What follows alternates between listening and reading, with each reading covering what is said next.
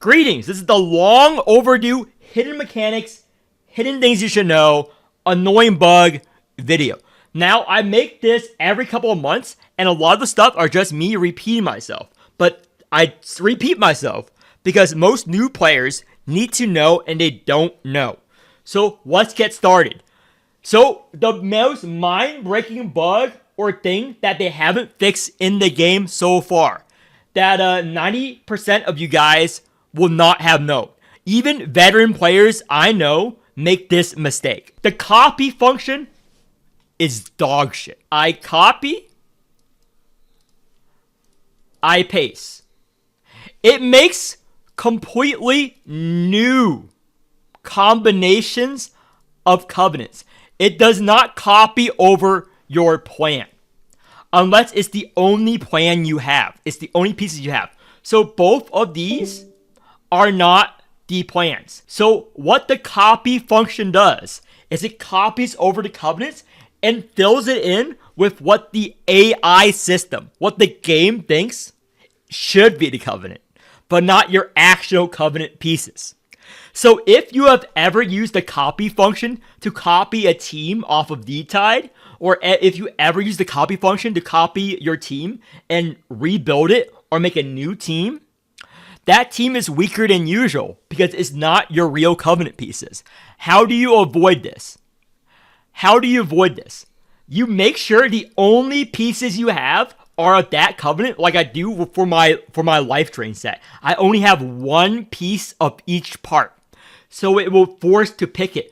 Now, covenants where you have multiple pieces like this, it will never transfer over these covenants. You have to manually click on your plan and set it every time you copy a team, or else it will give you dog shit. That also goes if you copy a team off of the leaderboards or D-Tides. If you ever copy a team off of the leaderboards, let's say I copied this, it's even worse. You notice how the percentages are lower even though I have better covenants? Because when you copy another person's team, I don't know how the AI picks the pieces, but it can even pick pieces you haven't leveled. So if you ever copy a team off of the leaderboards, make your own covenant sets. Because it just copies what it feels like. It always surprises people whenever I showcase this. But new players, obviously, you can click this to change stances on tentacles. You can click this to furnace. A lot of players don't know you can click these buttons. But more players than usual don't know unless they watch one of my videos or unless they click it. For most realms, you can click the empty spaces, like on blue, like in my new video. Some players commented or messaged me that they did not notice. So on blue stance, you can click this and scroll down to check out your crit rate and crit damage on your tentacles. You can also do this for Carol realm. Most players also don't know you can click on the Carol bar, by the way. I bet most of you guys don't even know this. You can click on the Carol bar. It's black magic. It shows you your embryo fusion generation per turn, your healing generation per turn, and how much you'll heal or gain a shield from the exile. It shows all of this. So if you click without the option, always set the settings Posie exile confirmation on. You should do this first always. So that when you click it, you can click on unit and scroll down and check all of these stats. I sneeze on a beat, a chew. What's on my feet, a shoe. Drake's looking for love, it's true. Where does he go, a school? So if you scroll down, people don't even know you can scroll down on this menu. There's nothing to indicate that you can scroll down. There's no arrows. It's very bad UI design. But if you scroll down, it shows you the oversoul and it shows you their crit rate and crit damage so that you can math out what the chance of your crit rate and crit damage for each individual unit is. And it has some other important info like these and the Madness Omen level and all of this. You can scroll down and check out the crit rate for each individual unit. Remember, crit rate is individual unless it explicitly says otherwise. Most players should know this, but unless you're a retard following guys like Kaylee's, you wouldn't, because he doesn't know how to play the game. Most of the mechanics are hidden in this game. They've gotten better on it. If you're following the English version of the game, you do not know how to play the game. If you're only consulting English guides or not my guides, because I do cover the hidden stuff. Why flares? Why flares? Are you just being arrogant? Yes, and because people don't know this. So if you check out my old videos and the translation issues, how does the developers or how did the developers translate the game or the kits over? They use AI translations. So what does that mean? For certain new units, every now and then, like Caster, they patched it. They patch this every now and then. If you look at the patch notes, you will say the issues where they fix it.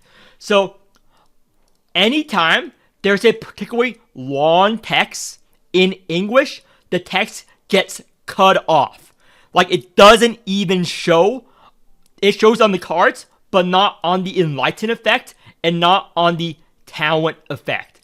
So this is new compared to on launch. Like a lot of things are new compared to on launch. That's why there's always a patch note that says added the text, fixed the text. Why? Because the game was originally coded in Chinese. So anytime there's a new unit that comes out that does something, it's because the Chinese literally know more than you. It doesn't happen that much on Awakener, but on boss fights. On boss fights, it's pretty apparent. Because there are some bosses that are still bugged to this day that you don't know why they do what they do. The most prominent example being Protector and Fran. Now, if you fought Protector and Fran, you would notice that at times they start attacking or they stop attacking. That isn't explained anywhere. It's not regarding to their intentions. It's not regarding to anything. Why is that the case, Flares? For bosses with extremely long text describing what they do, like Fran or Protector on launch. Actually, just go through my old videos and I'll show you what I mean when I reacted to Protector. What happens is that when the AI translates from Chinese to English, it translates enough text and then it stops. It stops translating. So on a lot of the bosses, there's nothing that indicate what it does because the AI does not carry the text over. Now, if you go on my Liz video, when the Liz boss first released, they also do synonyms, for example. Her mechanic was Verdant Spring and Green Flame or Green Spark. Anyway, they mean the same thing. You will see this happen a lot on bosses, where bosses have synonyms. I think the newest boss also had that issue on launch. So when they had the key text card, it's also wrong because the AI translated it wrong. This happens a lot because they use AI translations and it's pretty low budget. And regarding about the kit, most of the kit is hidden. And there's no rhyme or reason where it's hidden, where the hidden scaling is. That's why on my guides, I recommend building X or Y. It's not because the wheels do well, it's because they have hidden scaling. Quote unquote, hidden. For example, let me go over a unit 90% of players don't know because it doesn't make sense. You build crit damage on Miriam, not Alimus regen. Why? Crit damage buffs how much Alimus she gives other units, not Alimus regen. Where does it say that, players? In the Enlightens? No. Under her cards? No. In the Excel? No. You go to Talent. It says it here. And this menu is only active for less than half of the Awakeners in the game if you don't count Soulforge. This is where the hidden scaling for most units is. So this is why you build crit damage on Miriam. And it doesn't make sense why they do that. Because on different Awakeners, they put the scaling in different sections of the unit. For Giloton, where the scaling is on her E1, right here. Sigil on her E1, that's it. It's not in her talents. Her talent is something else. For other units, like let's say Tulu, where is his hidden scaling? It says it in his Enlightened for his card. Let's see. I think it's Enlightened. Basic strike. Te'u attack. Is it here? No. I think it's in talents. Nope. It says it. There we go. Talent. Again, even I, who's been playing the game for a while, always forgets where it is. It's just located in random places in every unit that's ever released. Random places. Here we go. Aliens regen. And it's specifically for Abyss Order. Now, it says it here. Notice how this is a specific. Abyss Order receives 50% technical damage and bonus, blah, blah, blah, for every point of Aliens regen. Right, guys? But if you go to his card, his 4-cost card, it does not mention that anywhere. Even though it's in effect, nowhere on his actual 4-cost card tells you that it scales off of Alimus regen. You will never notice, because there's nothing that indicates it on his cards. Tawil's Exo determines the level of the card she pulls. Corporal Routes affects the strength of her pilots. Whereas on this card, for example, it does say it. Some cards, like Arita's 2-cost, it says it levels up the level of the glands you get from her 2-cost. Most players don't know that to learn the rule sets, which I go over, you click on Astro Range. This is clickable. And you can read the rule set of the stage. And that is present in any event stage or whatnot. And the rule sets differ for event stages. Every event stage does not use the same event rules. It uses slightly modified. But people don't care because it just uses auto. So nowhere do you know that this is clickable. And Stage Relic, here you go. And you can look at the relics by clicking on Stage Relic, and you look at all the image relics, etc., etc., etc. So, and the Orisons. Casket Image Relic is one of the stronger image relics. It's probably the only source of permanent strength down. Here. Permanent strength down. Right here. Now it's time for a bug or an exploit that 90% of you guys won't have, that only old players have. So, Wheel Jail. This is just an annoying bug here. So, you notice how these plus 12 wheels are fully ascended, but this is not fully ascended. This is not fully ascended. This is plus 12. This is not darkened out. These are plus 12. How did you do this, players? Did you hack the game? I grandfathered it in. By owning the old plus 12 wheels, because Wheel Jail was even stronger back then. But owning an extra copy of the thing. So I can dismantle this and be fine. So what happens if an old grandfathered in player, if you want to know, swap to one of the already owned wheels and pull? It still converts half of the time. So I did this by accident, and I only replicate it once. And I don't want to waste my pulls to showcase again. So when you pull on this, there's a bug right now, if you're a grandfathered in, that when you pull on a plus 12 wheel and you have the old wheel, it can either go onto the plus 12 wheel or the old wheel. I don't know the percent rate. I don't know why it happens, but that's just and you would never want to do this.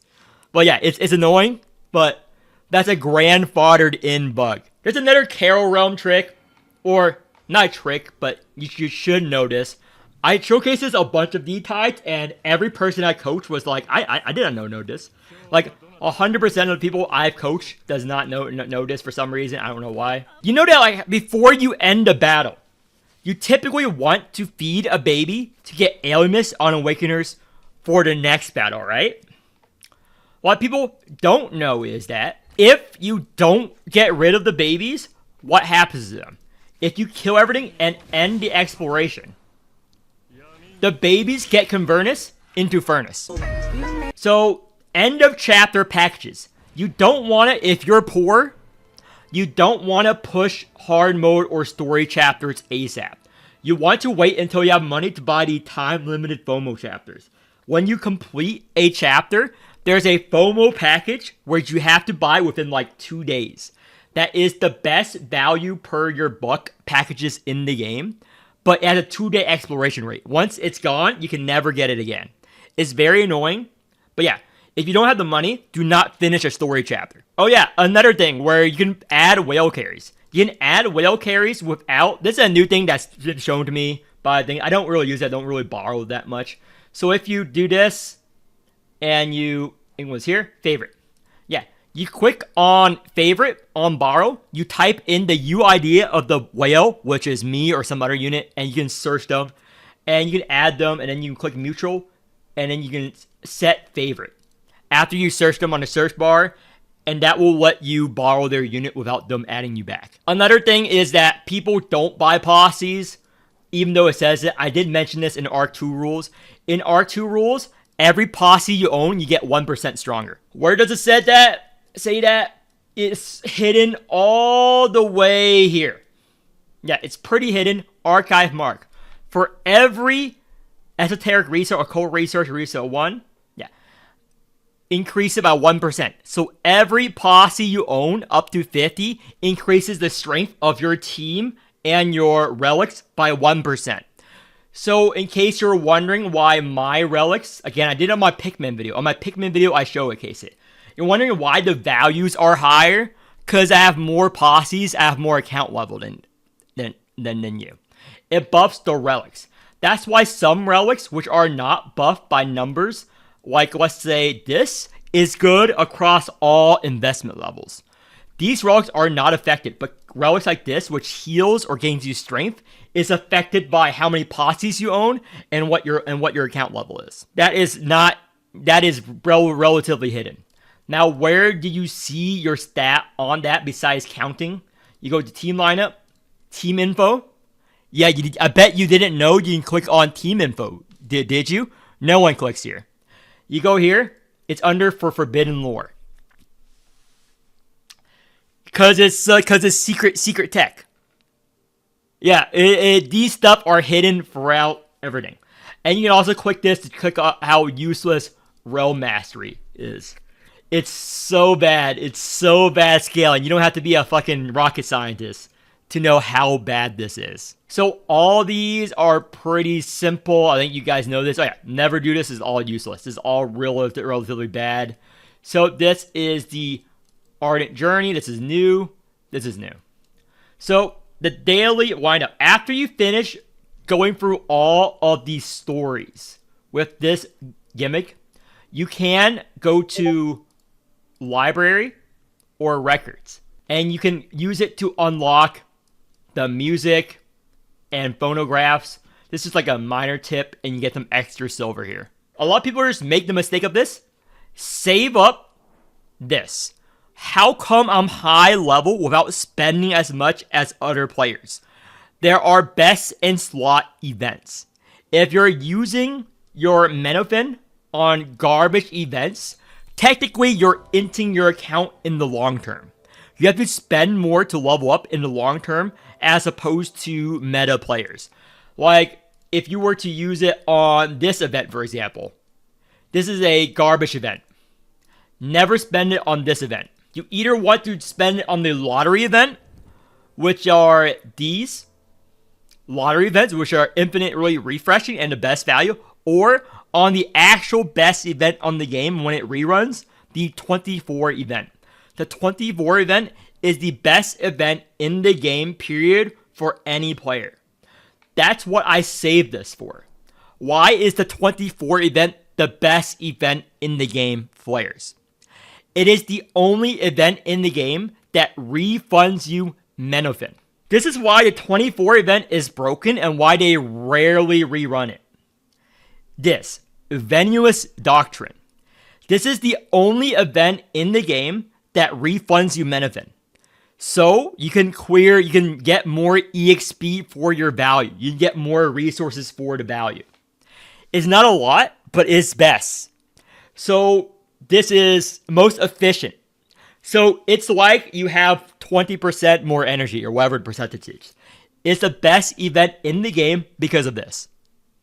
And this is the nerf version. It used to be 40-40, I think. I think it used to be 440. The most efficient source of pens besides Battle Pass for your covenants is in the Menofin selector. Here. This is the best source of pens per your money in the game right here. In sheaf supply, this is 900 pens over 30 days. So it's quite good for new players. I don't buy this anymore because I don't need the extra energy at all. I don't need the extra pens either. So I save up my cash.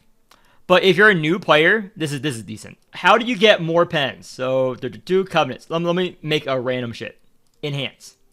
So seals. You're always going to be short on seals.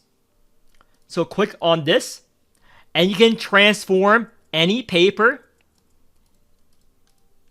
directly into seals. Now this is extremely cancer. Now how do you get paper besides rolling the covenant and dismantling them? What you're supposed to do, click on a random paper. It does not matter what paper you pick. Pick on a random paper, click on the plus button. For every 1 pen, you get 20 of this, which means you get 20 seals. It's very good value. So if I were to do this, 52, I have 1,040 of this. And that means I have 1,040 of the 1,000 face seals. It is capped at 200. This will spend you hours. This will take you hours to do this. It takes so long because it only stacks up to 200 and you can get thousands of them. Talents. Soulforge. This you buy out every week.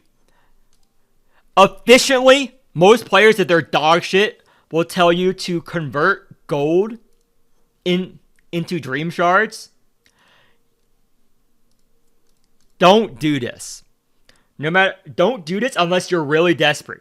Now, a lot of players brick their accounts by doing this. If you already bricked your accounts, that's why you only listen to me and not those fucking retards. If you convert too much of the gold to this, you already got scammed by the developers. Why did I get scam flares? Why did I break my account listening to other people? Well, it is true. In normal scenarios, you do want a lot of gold. You are always short on the purple mats when you're leveling up Soulforge. Who do I have not leveled up Soulforge that I can do as an example right now? I need to do one example. Sangha. Sure. Sangha. Here we go. For the later stuff, oh my gosh. I need so much of these purple mat flares. But I have so much of the thing. I am short on the purple mats. That's what the devs want you to do. That's what they want you to do, is to convert them. What they don't know is that in Half Annie or Annie, they shower you with the purple mats. The gold mats, they don't shower you in. That's the rare one. So in Annie, they will give you enough purple mats to 5 Soulforge every unit on your roster. To 5 Soulforge every unit on your roster. They will shower you in these purple mats. More than you can use with your gold mats.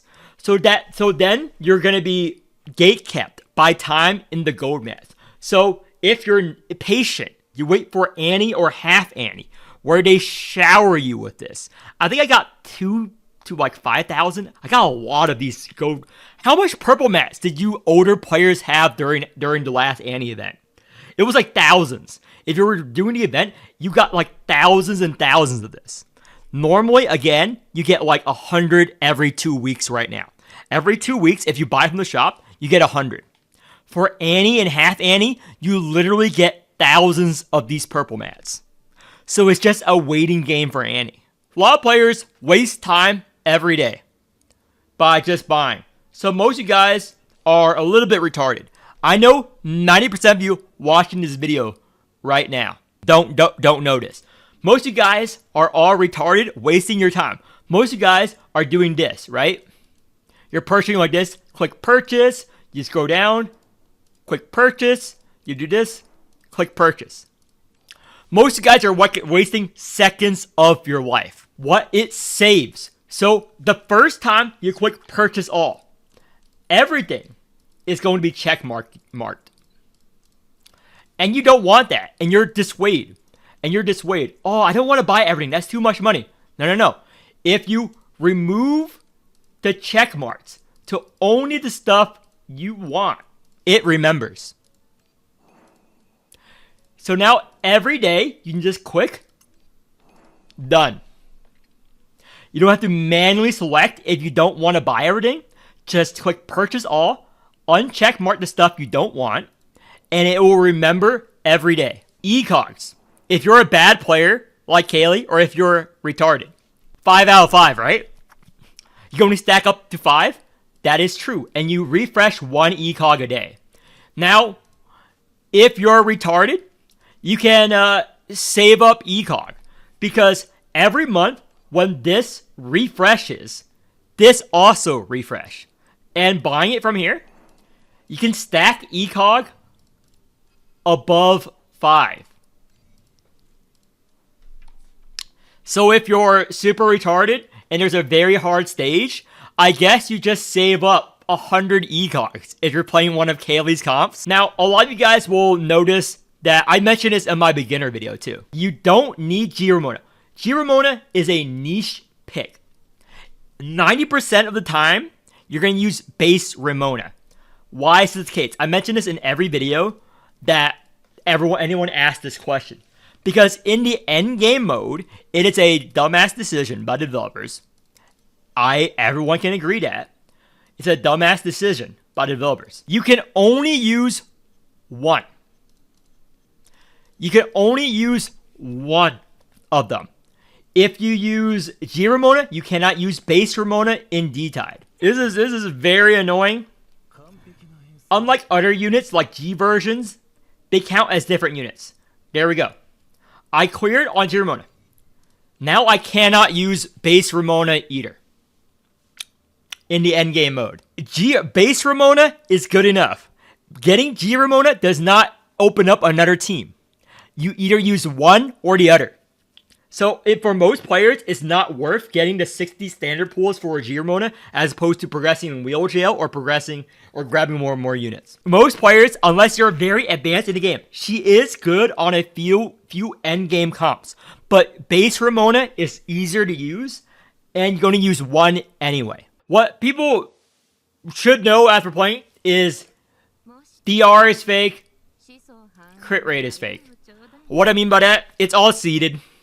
You can force DR or crit by just restarting and playing cards the exact way. It's all seeded, it's not random.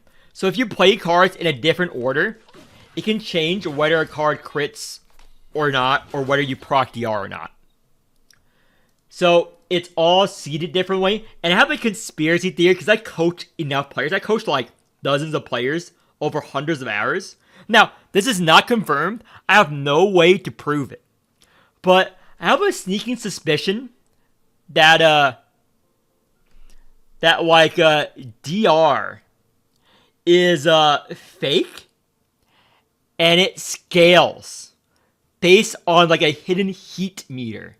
Because whenever I'm coaching new players, like some of you guys are hitting like 9%, 14% DRs, like when it's like 14 turns in, when a boss is about to die, if it dies next turn and you need that 14% DR, I'm like, it's over.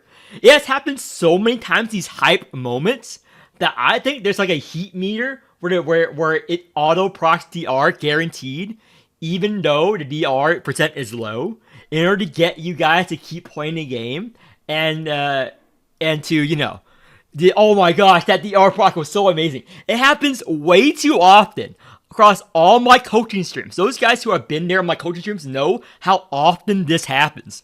Where a guy hits like a 9% DR proc out of nowhere again and again. Again and again. This happens so often that I think this is fake. That is my conspiracy theory. And we all know that the crit rate is fake. They have to fix crit rate like tens of times since the game release. But crit rate is fake. I don't believe in crit rate. Yeah, I got to 11% DR. Yeah. I don't believe those numbers. I do not believe the DR numbers, okay? I can't prove it because it's percentages and it relies on luck. There's no way for me to prove my conspiracy theory, okay? I have no evidence besides my personal experience, and it's all chalked up to luck. And luck can be its own mistress, you know? But that's my theory.